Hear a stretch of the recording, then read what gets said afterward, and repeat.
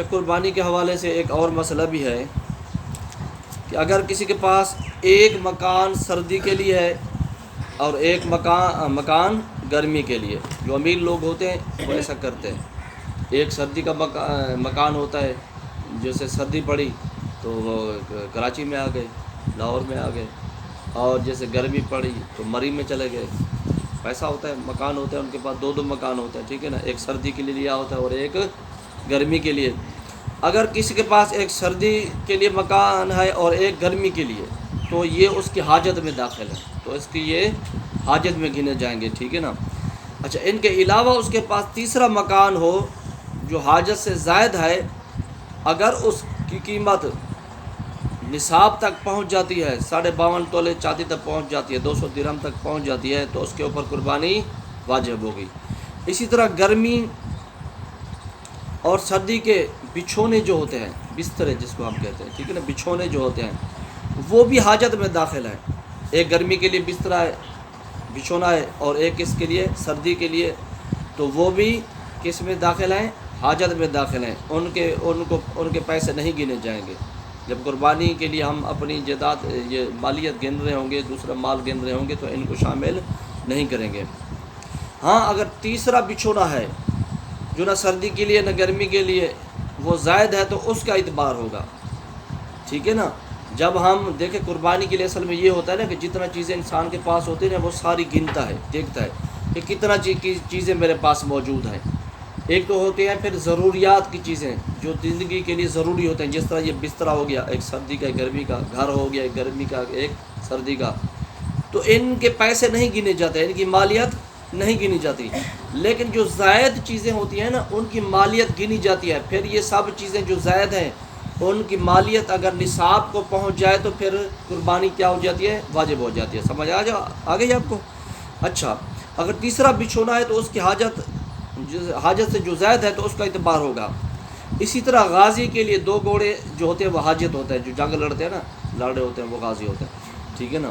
ان کے لیے 2 گھوڑے جو حاجت ہیں، تیسرا حاجت سے زائد ہے، اس اسلحہ غازی کی حاجت میں داخل ہے، اسلحہ جو ہوتا ہے وہ بھی غازی کی حاجت میں داخل ہے۔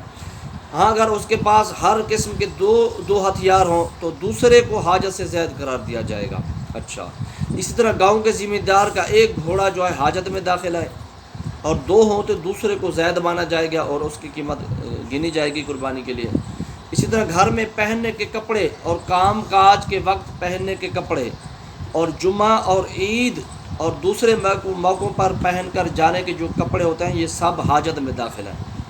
اور ان 3 کے علاوہ جو جوڑے ہیں، اور اگر وہ 200 درہم کے، ان کے علاوہ جو کپڑے ہوتے ہیں، ٹھیک ہے نا، ان کے علاوہ اگر کوئی جوڑا ہے اور وہ 200 درہم تک پہنچ جاتا ہے تو پھر قربانی واجب ہوگی۔ دیکھیں اس کو غور سے سنیں۔ کپڑے جو ہوتے ہیں نا، ایک تو وہ ہوتے ہیں گھر میں جو پہنے جاتے ہیں، دوسرے وہ ہوتے ہیں کام کاج کے لیے، جب آدمی نکلتا ہے، ٹھیک ہے نا، گھاس وغیرہ کاٹنے کے لیے گاؤں میں تو وہ پہنتا ہے، یا کام کاج شہر میں ہو تو پھر دفتر میں جاتے ہیں وہ اور اچھے پہن کے جاتے ہیں، ٹھیک ہے نا۔ ہم جب کام پہ جاتے ہیں تو میلے کچیلے کپڑے پہن کے جاتے ہیں گاؤں میں۔ جو شہر والے ہوتے ہیں وہ جب کام پہ جاتے ہیں تو وہ اچھے کپڑے پہن کے جاتے ہیں، ان کا کام اور ہوتا ہے، ہمارا کام اور ہوتا ہے۔ انہوں نے دفتر میں بیٹھ کے جا کے کام کرنا ہوتا ہے، ٹھیک ہے نا، کمپیوٹر پہ کام کرنا ہوتا ہے۔ ہم نے کیا کرنا ہے؟ ہم نے تو جو ہے اس کا جانوروں کا گوبر اٹھانا ہے، ایسے ہے نا، گھاس کاٹنا ہے۔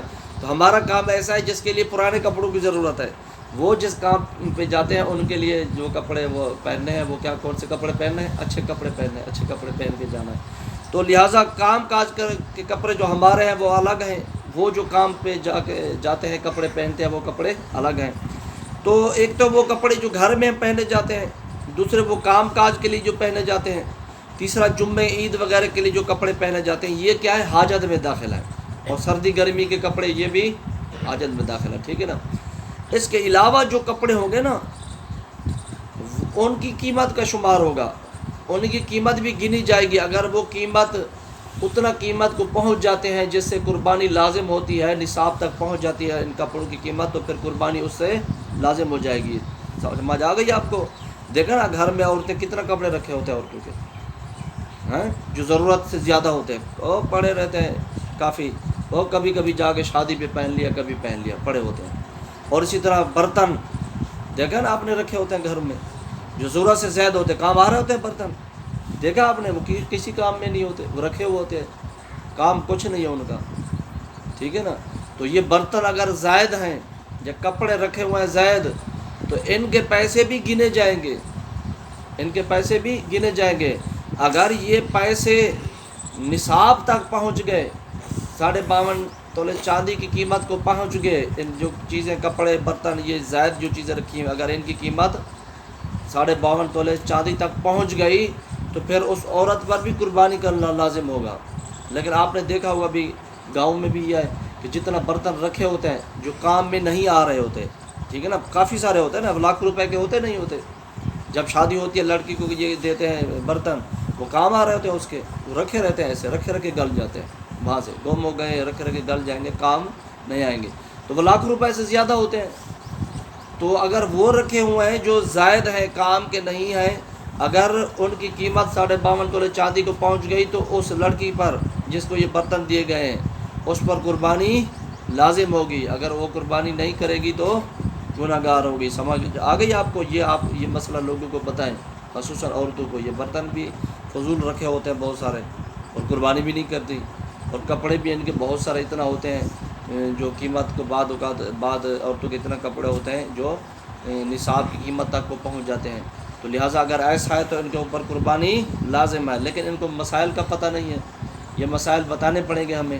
جب ہم مسائل ان کو بتائیں گے اس کے بعد یہ قربانی لازمی کریں گی. جب ان کو پتہ ہوگا کہ ہمارے اوپر قربانی لازم ہے تو کریں گی. اگر